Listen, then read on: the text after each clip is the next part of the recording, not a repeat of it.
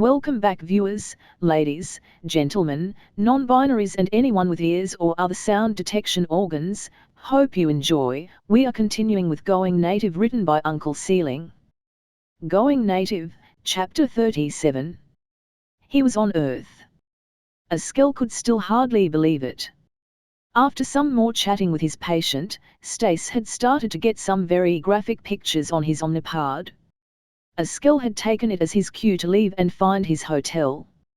A quick but painfully expensive cab ride and he was there. His room wasn't anything special, but it would do until he could find a place.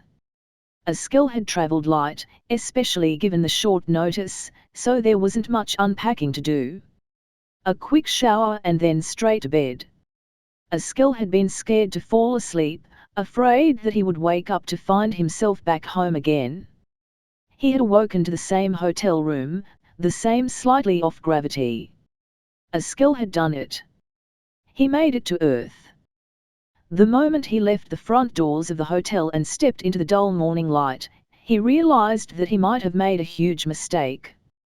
There were white puffy flecks like dandruff drifting down from the overcast sky and it was cold. Horribly cold. Much colder than it was the previous day.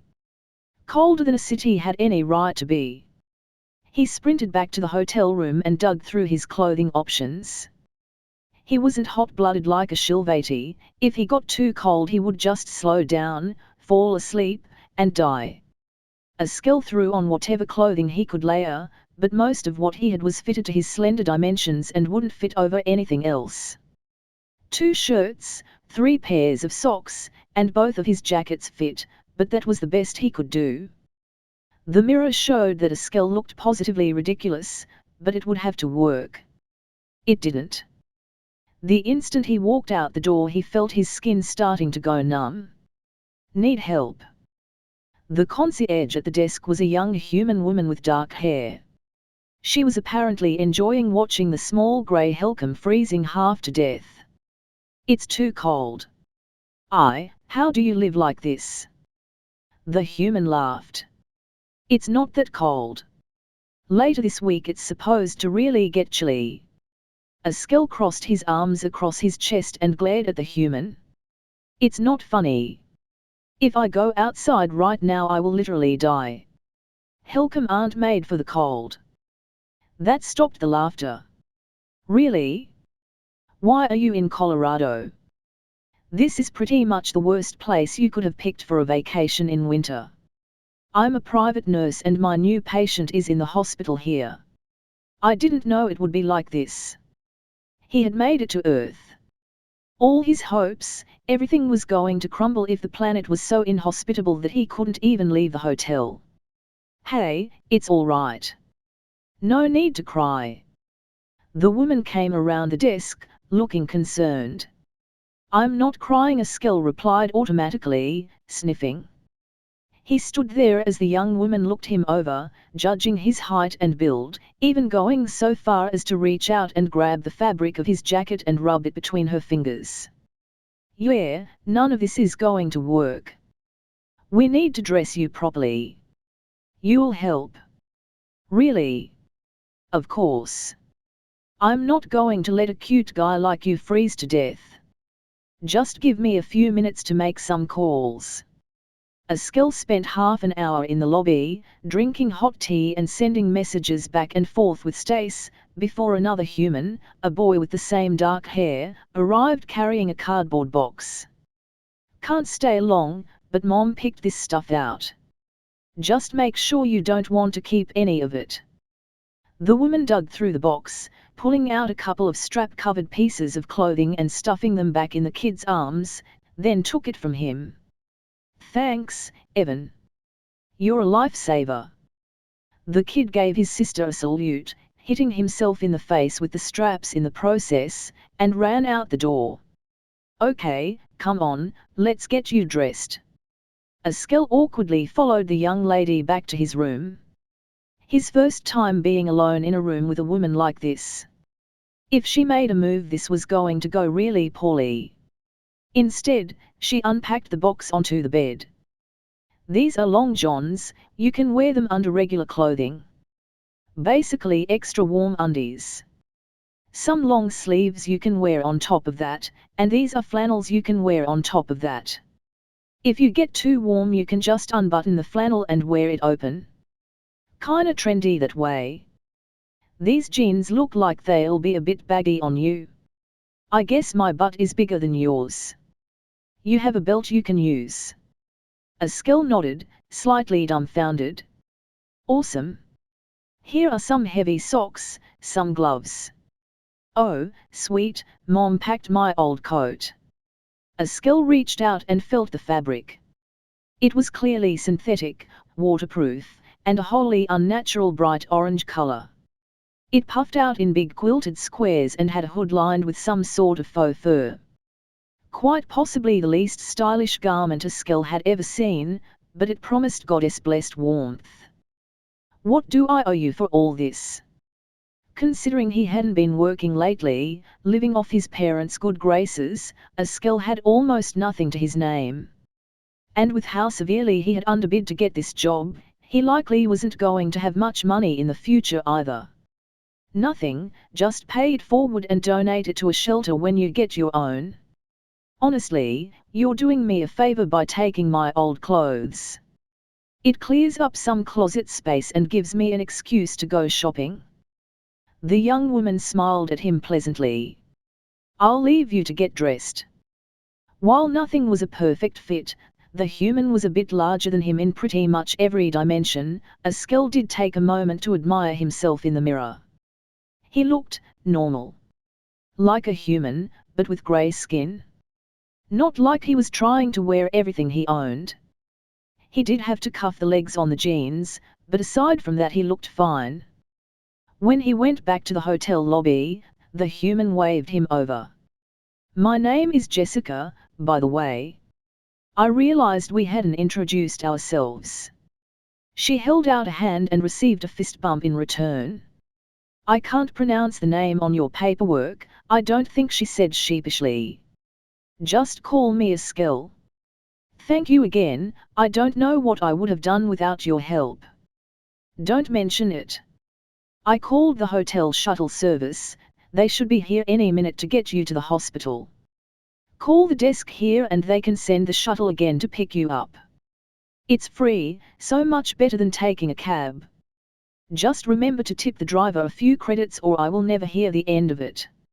Jessica handed him a paper card with the hotel information printed in small, tight letters. I can't thank you enough, Jessica. You've been amazing. That earned another smile from the human. I do what I can. Besides, helping our guests is kind of my job. The cold was still horrible, but Askell was able to make it from the front doors to the shuttle bus and had just enough time in the shuttle to warm back up before he sprinted from the shuttle into the hospital. If Jessica was right and it was going to get even colder, Askell was going to need to figure something out long term. Hey, Stace.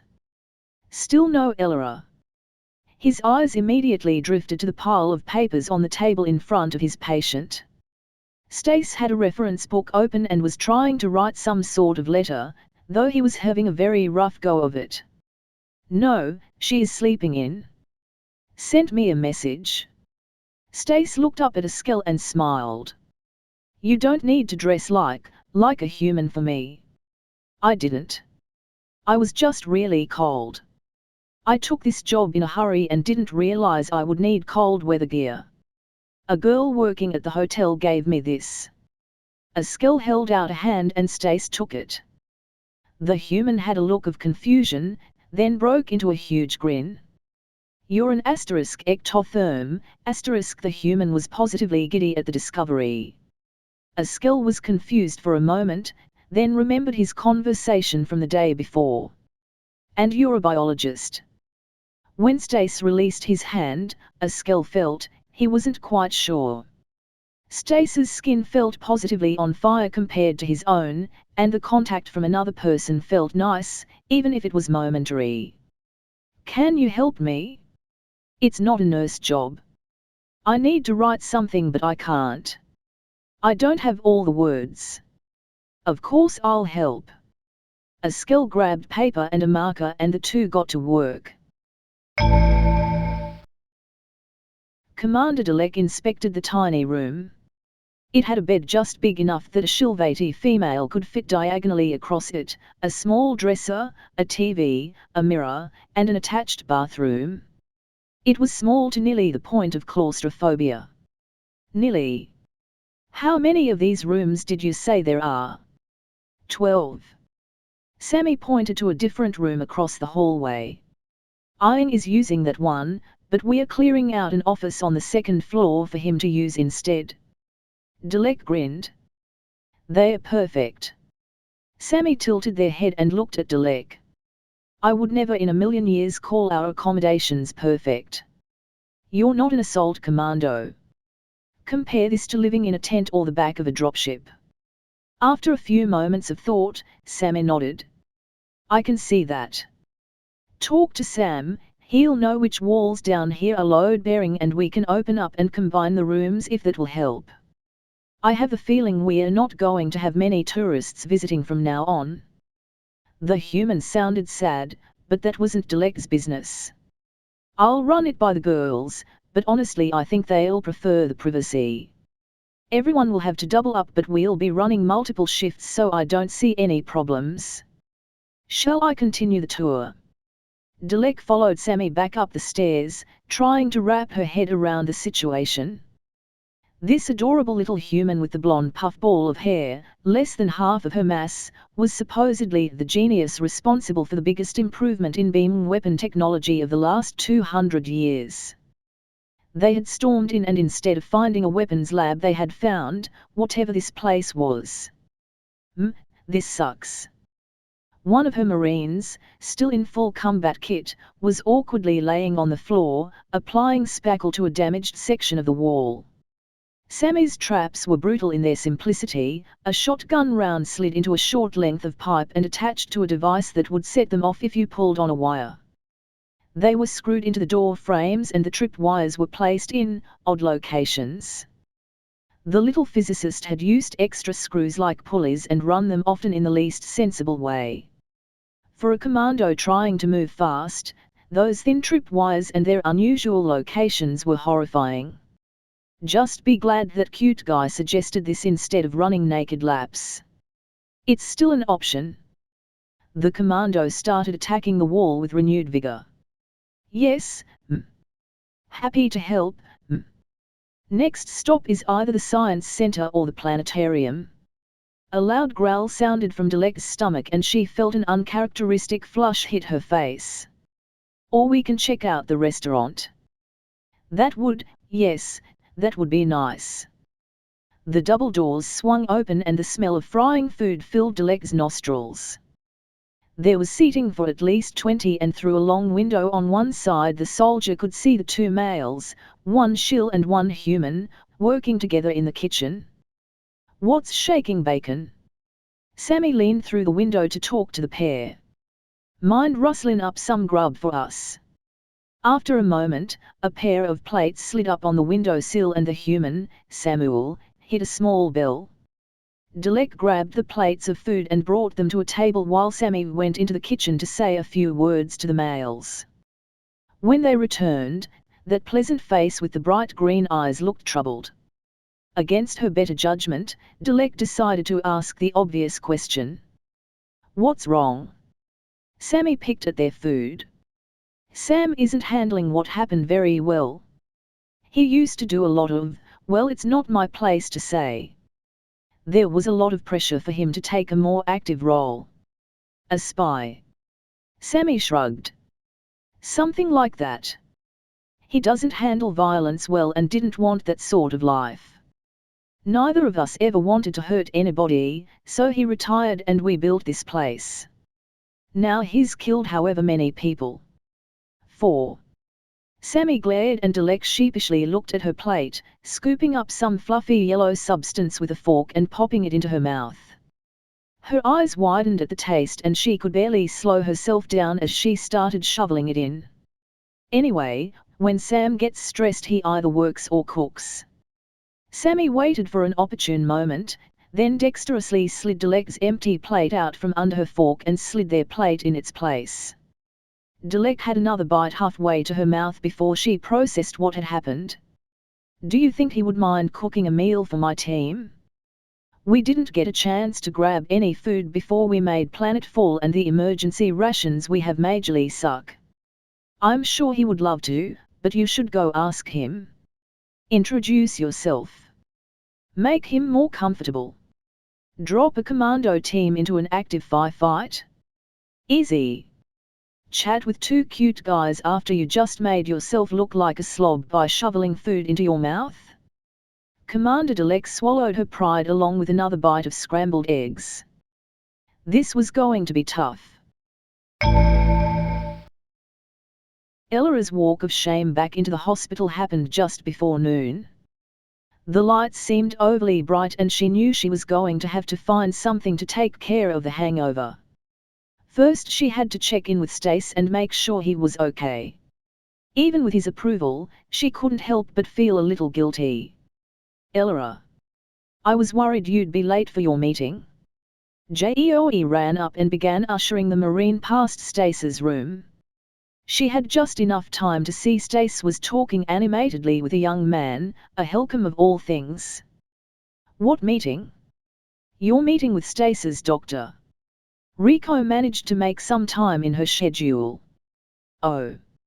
She was not aware there was a meeting. Clearly Ellara was not a responsible guardian for Stace.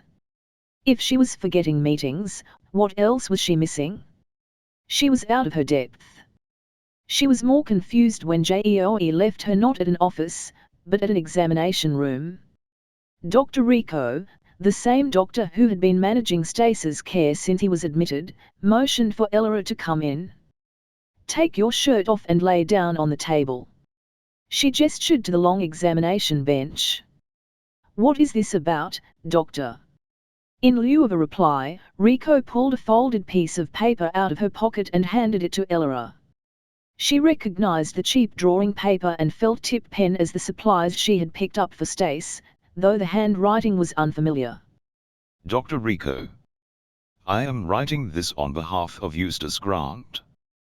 He first wanted me to commend you for the quality of care he has received in this facility. Due to his rather unique circumstances, it has been difficult for him to adjust and communicate, but the staff here has been nothing but helpful and kind. The main message he wanted me to convey to you is this.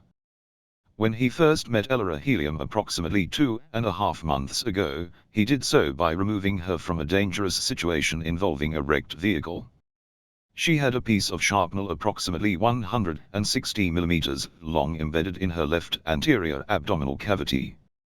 He removed this and sutured closed a 1.5 centimeter perforation in the intestinal wall using human-made dissolvable sutures.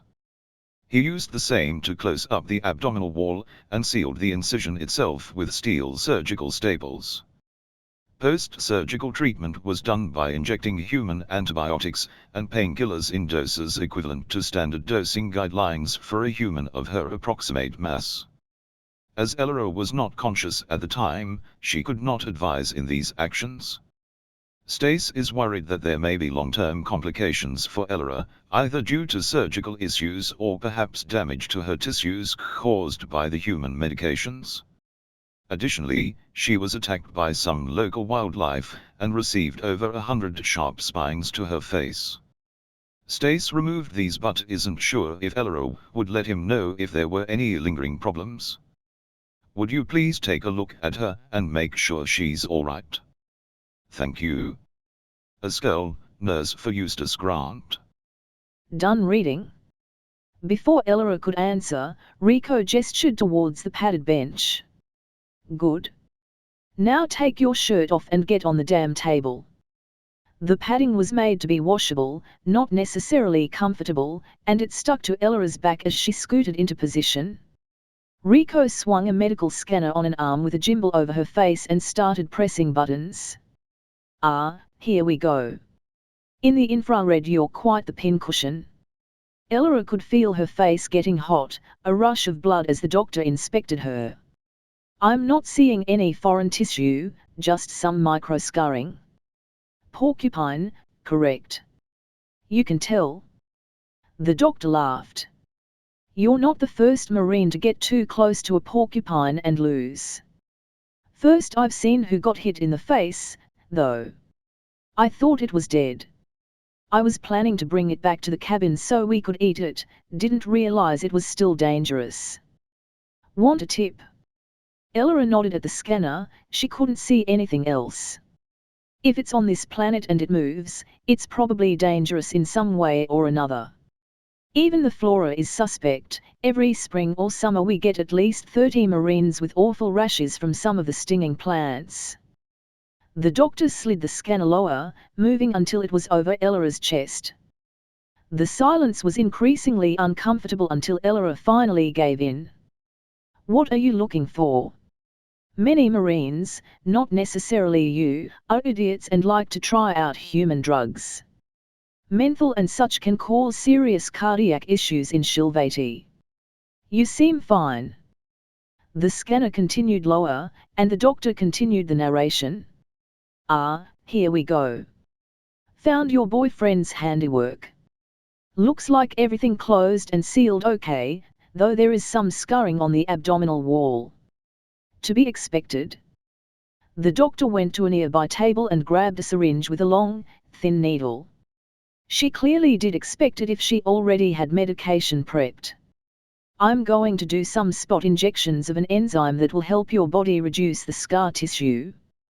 The scar won't go away, right? Ella had gotten attached to the weird, pale mark. The doctor let out a laugh. Typical Marine. No, it won't make the visible scar vanish. It will make it more flexible, though, so it won't hurt or pull when you move. Using the scanner as a guide, the doctor began sliding the needle into Ella's abdomen. She could feel the pinch of the needle and an odd, cold sensation whenever the fluid was injected. Pull the needle out, reposition, and repeat.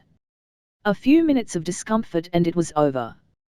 End of chapter. If you enjoyed, like, subscribe, click the bell so you don't miss any episode and do all the other YouTube stuff, visit and support the author, and I'll see you next time. If you didn't enjoy, comment on what I can do better. And as usual, have a wonderful day.